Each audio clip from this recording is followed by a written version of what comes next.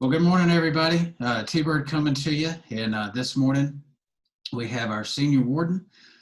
I call him Michael Mack. We have a lot of Michaels at church, so I call him Michael Mack, but you probably know him as Michael McAllister. Or just wanted to bring him on board with us this morning and talk a lot about the vestry. Give us a vestry update. We just recently had a vestry retreat.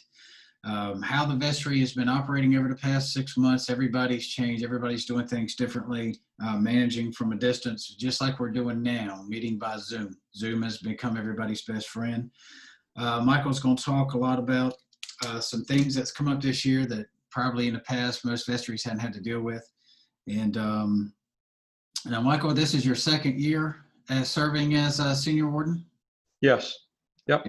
And you rotate off at the end of this year? I do rotate off, and it's going to be kind of a mixed experience. The vestry has become like a family to me. You know, the first and third Tuesdays of each month, I look forward to those. So, I won't have to find something to do on those Tuesday nights, but, I'm sure I will, and I'm sure the people who will be stepping in is going to do a great job. But, it's been a good 3 years for me. I thoroughly have enjoyed it. And, if people are asked, if someone who's watching this is asked in the future, I seriously, would like for you to consider it. It's different. You learn a lot about the church, probably more than what you want. You learn a lot about the Episcopal way of doing things, the diocesan way of doing things. And, me being a new Episcopalian, I learned a lot, but, it's not a requirement. I certainly found that out, and, it helped me grow as a Christian as well. So, I'm looking forward to stepping down, but I'm also going to greatly miss it. Well, I appreciate you serving. You've been a valuable tool to me, very supportive. I'm in my second year. And I've had my moments serving on vestry, serving the Lord. It's not always sunshine and roses. And I've needed a hug sometimes, and I've needed a shove in the right direction, and you always seem to know exactly which one to give. So I appreciate it, and you're going to leave some tough shoes to fill. But thank you for your service to the church and service to the Lord. What can you tell us? The vestry just recently had a retreat. I'll just kind of turn things over to you and kind of let you talk about what's been going on. Okay. Well, I'll first say that this retreat was like no other retreat that we've ever had. Normally, the retreat would be start on a Friday night where we kind of get together and, have a meal together. It seemed like breaking bread together always gets people going, and the camaraderie, not that the vestry doesn't have that camaraderie already, but it's certainly a good way to begin the retreat. And then Saturday we'll actually get together and do the work, and we always start out with a breakfast. However, this time, because of the COVID, we weren't able to do all that, unfortunately. We did decide that we would meet at the pavilion, socially distanced. Each person was at their own table there. And we went through the short-term goals, the long-term goals, the mission statements. And, honestly, not many things were changed during that, because a lot of times, there wasn't that much. I mean, the vestry this year, our main concern was with, Holy Cross, and we'll get into this just a little bit later, but the financials, and not so much the stewardship of the Holy Cross members, but the PPA, the government loan. There's a lot involved with that, that we had to wrestle with and keep track of. But back to the original question, as far as what we talked about, the biggest thing that I took away from it was that there's a statement in there where we mentioned community. And to me, the community is an easy word to say, and especially when you see each other every Sunday. Your community on Sundays, but that word has taken a whole new meaning to me with us not meeting on Sundays. We still have church. Don't get me wrong, the church is still here. But we do streaming services now, and it's just recently where we've actually come back in a reduced capacity where people can start attending. But that's one thing that the vestry that we really talked about was community, and how that word, due to this COVID experience, how community has broadened. That community sometimes is just together via the internet, which is not as personable, but at the same time it can be just as rewarding, because I've watched the streams and I see the comments down there, and I can't tell you the number of people, good morning and welcome, and blessings to you, and also with you. That's special to me. And I really didn't see that until this happened. Community is the big word. Dabo always has his word for the year or whatever, and I would say my word this year would actually be community, and the meaning that it's taken on. So that's probably was one of the biggest takeaways that we had for this vestry weekend. We didn't make any major changes to any of our mission statements or short-term or long-term goals. We did change one around instead of doing the metrics, just because metrics this year no one's been meeting. So now it's more of a who is using the church. There's a lot of people at Holy Cross that don't know who's using the church throughout the week. But if you come to the church, well, back before COVID, or hopefully after COVID, there's someone at the church just about every night, every day. So we're going to make sure that that's better publicized, as opposed to just numbers, but just letting that these are the groups that are using it. So it was a good weekend. It was a very different weekend. It wasn't, hopefully we won't have to have any like this one again, because I do enjoy the fellowship and food. I haven't put on my COVID 20 pounds or anything like that, but I do miss breaking bread with folks, and that was a tough one for me, especially being my last year. I wanted it to go out with a nice big feast, and we're not going to be able to do that this time. So the vestry didn't meet, but we met at the pavilion, spread out. Yes. And but the vestry has been meeting by Zoom since was it the end of March? Yeah, we started the Zoom meetings. We really didn't miss a single meeting. We did it by Zoom. Father Mike has a paid Zoom subscription, and he sends an invite out. We send the agenda out. We still have the same type thing. The first Tuesday we do our spiritual meeting, and that's where we kind of share what's happening, and that's what has really made the vestry to me like a family.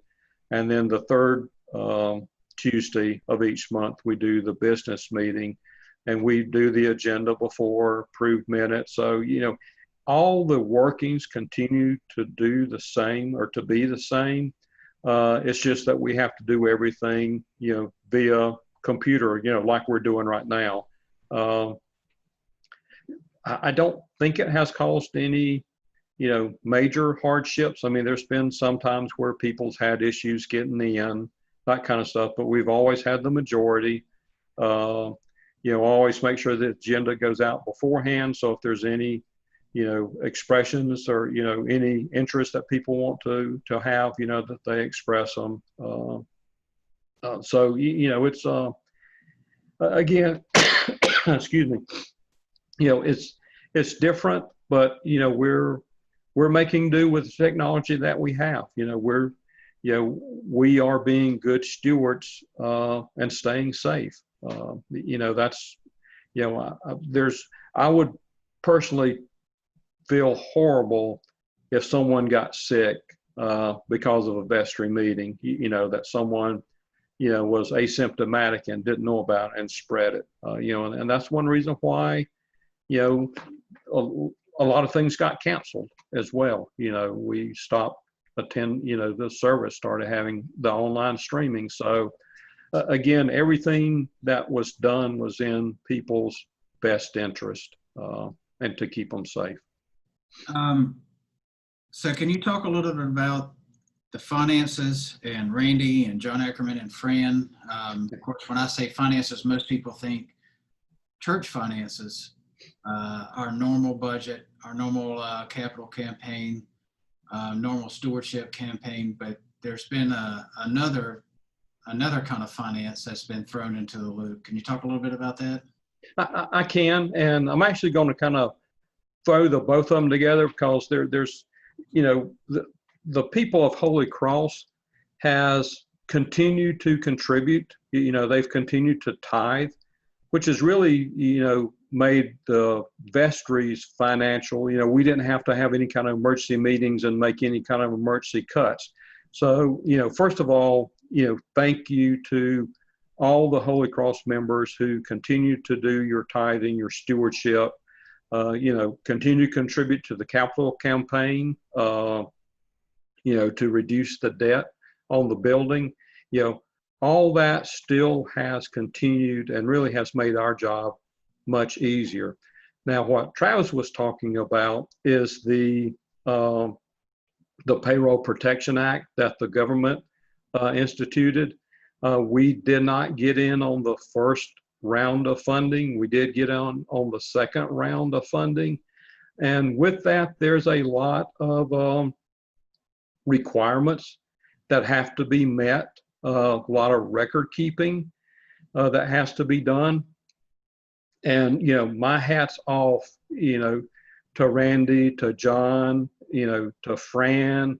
And I know there's people, behind, Aaron, there's people behind the scene who have also been helping. And, I know a few of them, and if I mention their names, then, the others who have helped, I may offend them because I forgot them, and I don't want to do that. But, to everyone who has helped, thank you, especially in securing the government loan and keeping track of it, because even after we got the loan, the requirements kind of shifted. And, Randy is the best person to speak to all of this. All I know is that he and I had to sign the document saying that we were responsible for making sure that the loan would be repaid. But what that, in a very high level, in my line of work, we call it a high level management business speak. But, at a very high level, this is a loan that can be forgiven provided that you keep certain amount of records, the employment stays the same, throughout, and the loan can be used for, essentially keeping your employees paid and for a few other things. And, with that, we were actually able to reopen Holy Cross Academy and to pay the teachers there, their normal salary, and, provide a safe working environment for them, because there was a reduction of number of kids. I mean, because honestly, parents were scared, they didn't know whether to send their kids there or not. So, excuse me, we were able to retain our staff at a good level. So when kids did start coming back, we wouldn't have to worry about, oh no, do we have staff or whatever, nor, we wouldn't have to be hiring people back, because honestly, there could have been a good chance that, they would have, found jobs elsewhere. So, regardless of what you think about, the PPA, we used it to our advantage. And, again, my hat's off, especially to, Randy, John, and Fran and Aaron for keeping the records that's necessary in order to meet all the regulations and fulfill it, so that when we do have to pay it back, that it's a very minimum amount. We are going to get a majority. I'm not going to say all, but we're going to get a majority of the loan forgiven, it looks like. Again, based on all the rules that the government has put in place. So, I'm far from saying, that the loan was a godsend or anything like that, but, we have used it, and are very thankful that we were able to get it. Now, along with everything else that's going on, of course, Father Fred retired, and where are we at? I know Father Mike probably would be the best, but he has spoke a little bit about, I wanted to mention for those that may be interested in the Hispanic ministry, trying to replace Father Fred is hard enough, but doing it with the pandemic has proven to be even more difficult. Where are we at with that? Yeah, and really the replacing the staff and everything, as you said, is really Father Mike's. The vestry's role is on the funding part of it. And, we do have an amount in the budget for that. However, the diocesan amount, I mean, they're impacted just like everybody else. They're not getting as much money. So, they've cut the funding for the Hispanic ministry as well. Again, the final numbers aren't out there, so I'm not going to, mention numbers at this point in time. But, it's at a certain level where, it's going to make it difficult, not impossible, but, it's not as easy had all the original numbers been in place. So, we continue to look, at doing that, replacing Father Fred. Right now what's happening is, we, on the first Sunday of every week or every month, we do have a combined service. Excuse me. The other Sundays, we end up having a streaming service where, Monica reads the scripture and the sermon. So, we continue to minister to the Hispanic community as best we can. Well, I just want everybody to know that we didn't retire the Hispanic service. Right. I mean, Father Fred retired, and although it's not the vestry's responsibility to go out, I just wanted to kind of mention the Hispanic service does kind of fall under the program council. So we are working. I just want folks that are watching this to know that we haven't given up on that. We value the Hispanic members of our church as much as anybody else. And Yes. We certainly don't want to see that ministry go to the wayside. We want to keep them just like we do everybody else. They're a very important part of our church community. And we're very thankful, especially when it comes to the food, because I love it when we have a big meal and the Hispanic service cooks and brings food, because that is my favorite Sunday for sure. But speaking of program council, you wanted to give a few shout outs to some folks that's been keeping the torch lit. Yeah, I do. I know there's a lot of people who think, well, the church isn't doing anything right now. And, that's not the case. I mean, the program councils, the different programs themselves, while they may not be meeting, I do know that work is going on. Harry, continues to work to get ushers in, especially now that the service has resumed. The Pumpkin Patch Committee made a very, very difficult decision. But that decision is supported by the vestry, not having the pumpkin patch this year. However, I do want to thank, Lou Grant and the Little White House for stepping in and reserving, I guess is the best way to put it, Holy Cross's place by actually them running the pumpkin patch this year.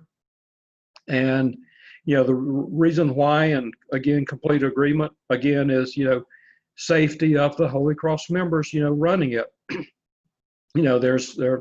Most of the people who run it are of age, older. And that protected age that folks yeah, may, that yeah, they're the main ones.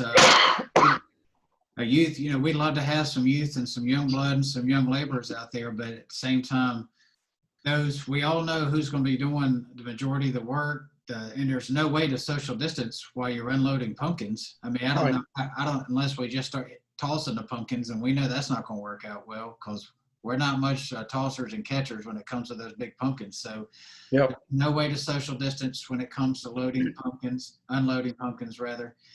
Social distance as far as when the families come out to the patch, and we got workers there, so we're going to be coming in close contact, and all it takes is one, and then Yep. you get sick, and then it kind of has that domino effect. And like just to kind of go back to what you said earlier, it's not worth one church member getting sick. And thanks be to God for Lou. And for those folks that don't know, we get our pumpkins on consignment. The church doesn't have to come up with any upfront money. We just send I believe it's the Navajo Pumpkin Plantation, I believe it's called, 60% of what we make, and we take the 40 and direct it straight to the community. So there's other patches that obviously we could have went with, but they had their own rules and stipulations, and most of those patches we would have had to pay up front for the pumpkins. So we have a pretty sweet deal. Right. So we got, what is it? This would have been year 15, year 14.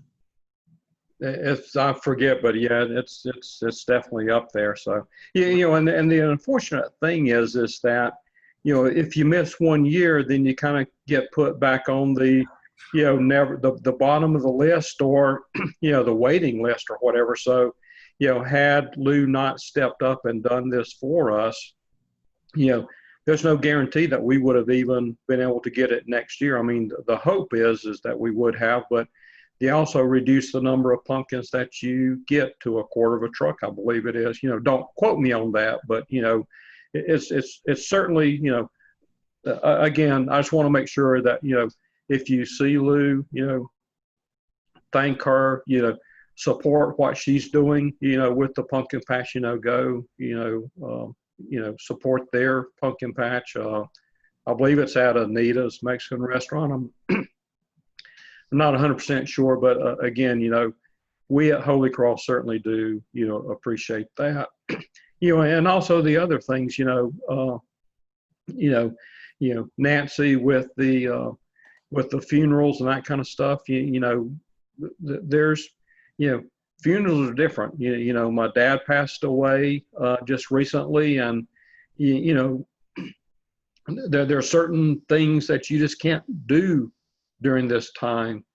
So, I'm sure all these committees have had to struggle and come up with new ways of doing things. That it's just, this year is unlike any other year. And, looking back, there's a lot of things that, you can look back, on this date, this time, like 9/11, I can tell you exactly where I was, when the first plane hit the building, when the Challenger exploded, the space shuttle, I can tell you where I was on that day. I'm actually old enough, I can tell you, where I was when Washington crossed the Delaware. Communities were killed, or Martin Luther King, those are specific dates and times that always will stick in my mind. This COVID, man, it's just been dragging on and on. And, I'm hoping that, as a church or as a nation that, we learn from this and that we actually do, improve.